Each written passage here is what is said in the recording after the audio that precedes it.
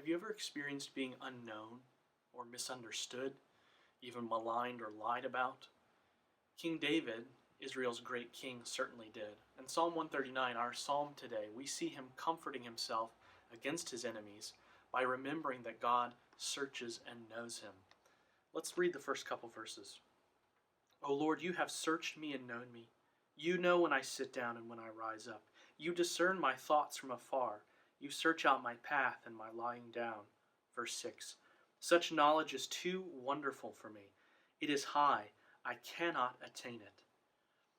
David says that God's knowledge of him is wonderful, not only because God knows that his words and ways are righteous, but because God uses his meticulous knowledge of David wherever he goes to care for him. Look at verse 7. Where shall I go from your spirit, or where shall I flee from your presence? If I ascend to heaven, you are there. If I make my bed in Sheol, you are there. If I take the wings of the morning and dwell in the uttermost parts of the sea, even there your hand shall lead me, and your right hand shall hold me. Highest heights, lowest depths, wherever David goes, God cares for him. And this has been true from the beginning, from the moment he was conceived. Look at verse 16.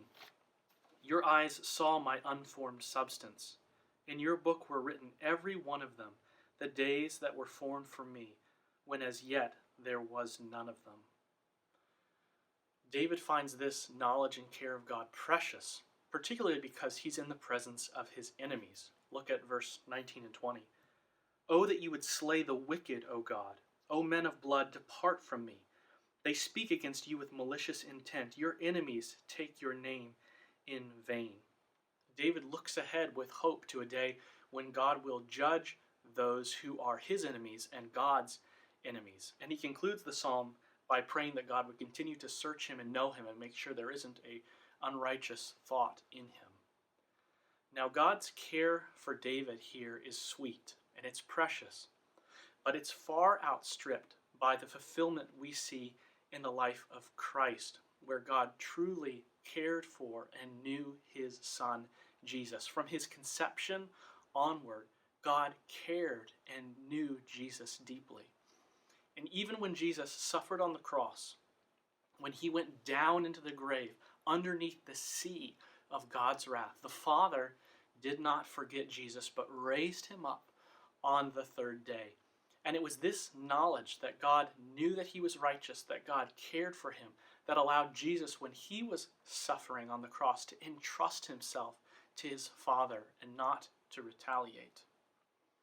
Now, if you belong to Jesus Christ, that same knowledge and care that Jesus experienced is yours because you've been adopted as a son or a daughter of the Father. So whatever it is, if you're being maligned, if you're being lied about, if you're being slandered, or even if you're just experiencing some other kind of affliction, you can know today that the Father meticulously knows and cares about the details of your life, and he will not abandon you. In fact, like his son, he will vindicate you in the end by raising you up on the last day.